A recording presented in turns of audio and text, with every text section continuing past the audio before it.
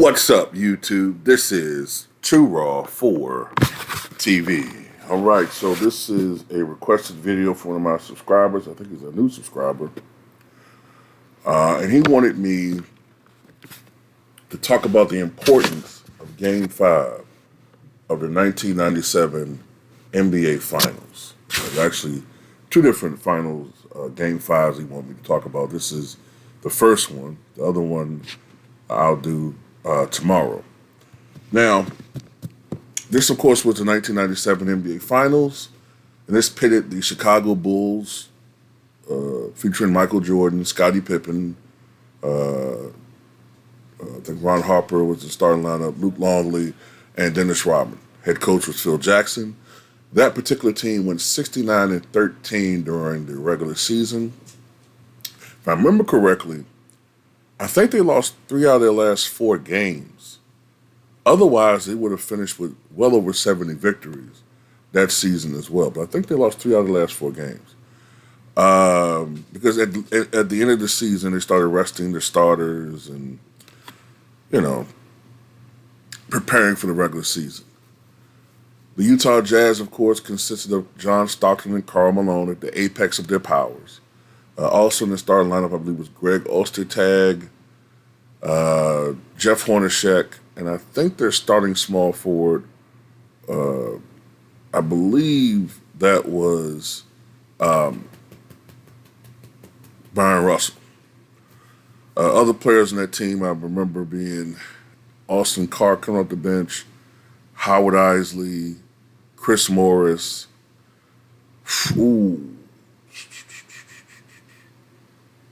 What is his name? Greg Foster, I think, was on that team. Shannon Anderson.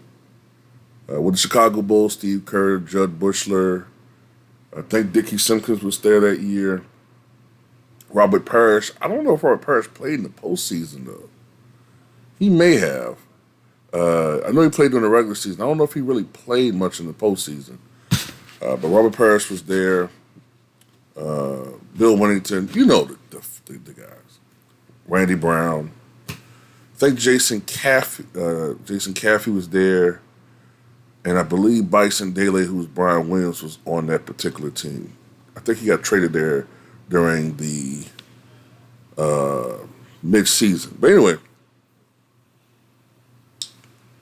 going into Game 5 of that finals, the series was tied 2-2. Each team had won on their respective home courts. The Chicago Bulls won their first 2 games. If you recall, Game 1 was won on a jump shot by Michael Jordan, a one-on-one situation with Byron Russell as time expired, a jump shot. I think it was about maybe a 19 or 20-foot jump shot.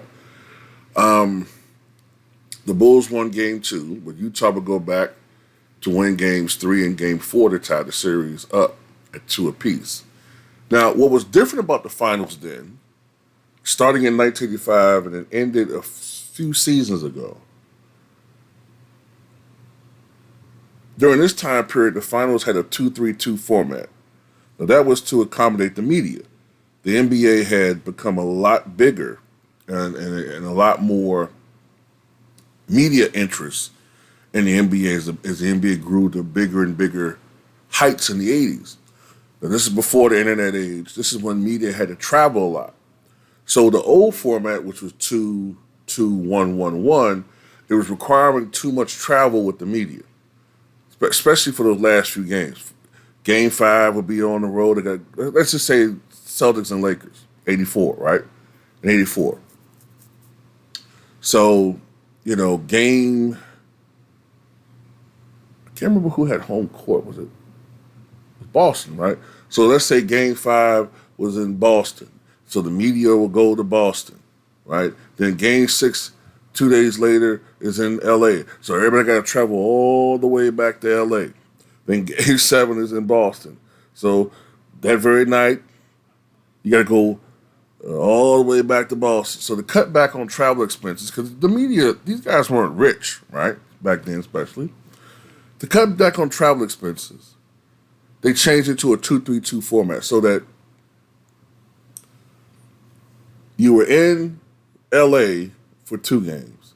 Then you were in Boston for 3 games straight. And then you were in LA, and then that's it.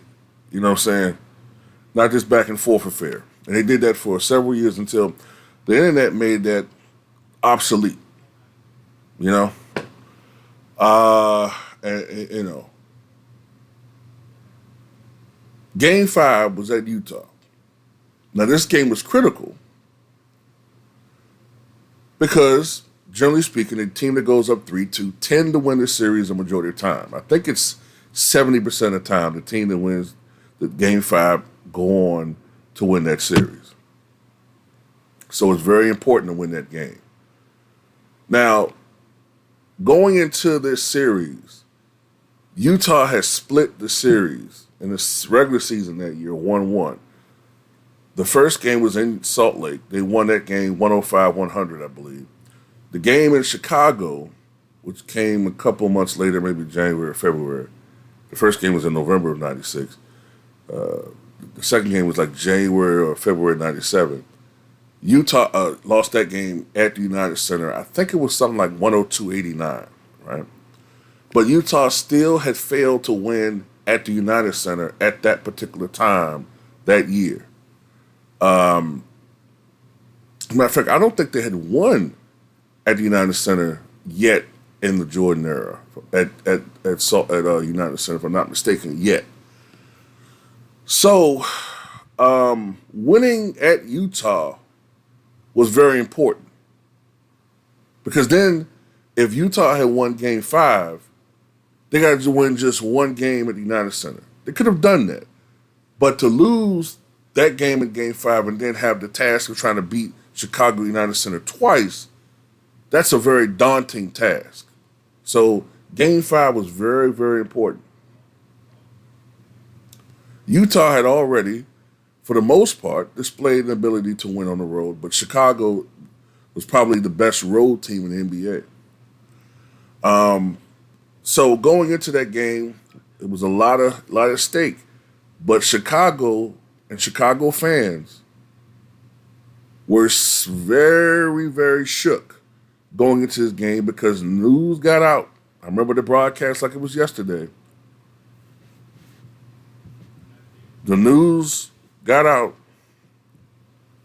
June 11th, 1997, that Michael Jordan was seriously ill before Game 5 and possibly may not play. That was the reports. And you could see it. You could see in his eyes and his face, his expressions, that something was wrong with him. Something was seriously wrong. Now, the report said at the time that he had flu-like symptoms. That's why it's called the flu game. But in essence, he was suffering from food poisoning. What I believe the issue was, to be honest with you, I think that Michael Jordan was suffering from a combination of food poisoning and being drunk. Okay, I think he was suffering from the ill effects of eating something that wasn't agreeing with him, that was probably something. Look, the story goes that it was late at night. Mike was hungry, whatever, and he wanted a pizza. So these guys were very late. Whoever this restaurant was, it was like 4 or 5 guys were standing around the hall delivering this one pizza. And some of Michael's security staff or people around him, security and the Bull staff or whatever, they didn't feel comfortable about this. They think something was wrong, you know? They think they put something on that pizza. So Michael ate it. He was the only one to eat any of that pizza. He gets up the next morning and he's immediately throwing up. He's sick to his stomach cramps. He's throwing up, can't keep anything down, nauseated, the whole shebang. He gets to United Center, not United Center. He gets to the the Delta Center, and he's still throwing up. And I remember reports that he was in a darkened room, because it was almost like he was having. That's why I think he was drunk and suffering from food poisoning because oftentimes when you have a hangover, you know what I'm saying, you don't want any type of light. So he was in a darkened room, probably suffering from some sort of hangover effects, and constantly, consistently throwing up all the way until like 30 minutes before the game started. And it was like, there's no way this guy's going to go. It's just, he's completely dehydrated. There's no way this guy's going to go. So about 30 minutes before the game start, they start giving him IV fluids. They gave him IV fluids. If you remember during the game, he was drinking Gatorade. They're trying to do everything they could to hydrate him. And, I remember the commentators were saying, maybe he could be a decoy. At best, he could just be a decoy, give the appearance that, he's out there to score, but maybe he could be a facilitator of this game. They didn't really think he could go too many minutes. That was the language that they had, the broadcasters, before the game starts. So for him to go out there and perform the way that he performed was amazing. And that's what irritates me so much, and many others. When Austin Reeves had this great game last season, I think it was, and everybody was talking about, oh, it's better than Jordan's flu game. I'm like, what are you talking about? Like, what are we doing here? But it was an extraordinary game and an extraordinarily important moment for the Chicago Bulls organization. And he went out there, and I remember saying, this guy must have an amazing ability to just have laser focus to block out things that are unpleasant, because he had to have been feeling ill. He had to have been very drained physically, but you wouldn't have imagined that or thought that watching him play. It's like he was able to even in this weakened state, it's like he rose to another level. It was just amazing, man, the way he played, man. You wouldn't have thought that this was a man that they thought physically couldn't even go out there and run up and down the court, let alone dominating the game. And so it was a nip and tuck game. I remember the Bulls kind of falling back a little bit toward the end of the game, but they were able to come back into it, and it was a seesaw affair for much of the fourth quarter. And late in the game, Jordan hits a three-pointer. It wound up being the game-winning and series-altering three-pointer. And the Bulls won that game, I believe, with 90-88. Jordan had 38 points in that game. I think he shot 13 of 27 from the floor, 2 of 5 from three-point range, 10 of 12 from the line, 7 rebounds, 5 assists, 3 steals, 1 block, 38 points. Scottie Pippen had 17 points and 10 rebounds, 5 assists, 1 steal. Didn't shoot the ball particularly well, but he did get to the line 9 times, converting 7. And Dennis Rodman was not that effective in that series. In that particular game, excuse me. But, that was a key game. That game right there. I thought when the Bulls won it, I said to myself, okay, yeah, the Bulls are going to probably repeat as champions, because at that time, it was very, very difficult to beat Chicago 2 times in a row anyway, let alone trying to beat them 2 times, at the United Center. So, Game 6 happens, and I think Mike had 39 in that game, and he was largely recovered. And the Bulls went on to win their 6th championship. But that was a very important game, and that game added to Michael Jordan's legacy. And that's why we always put guys like Mike and Kobe, Bird, definitely.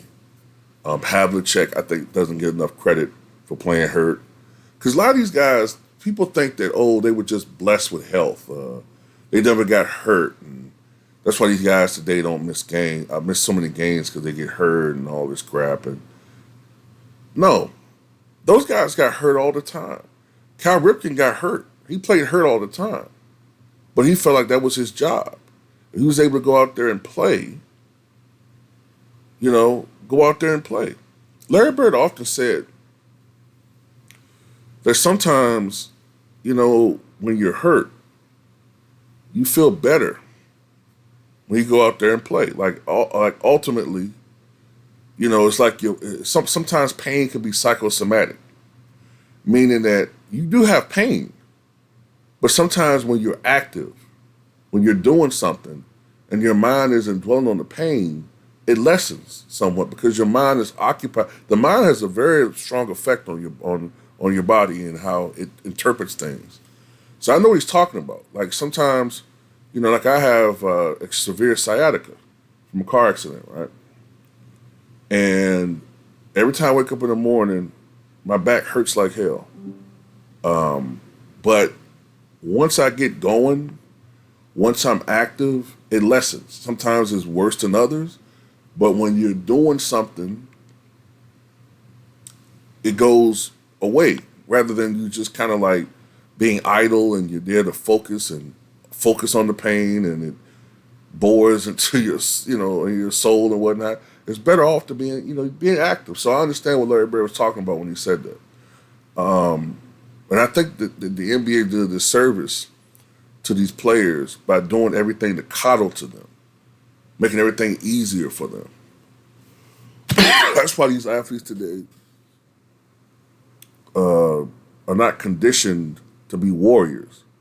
They're conditioned to go out there and play basketball, but with any little inconvenience, they don't want to play. They don't feel a connection to the fans. Maybe it's to a certain extent the NBA puts the players on pedestals too much, and the players think of themselves as like, above the NBA fan now.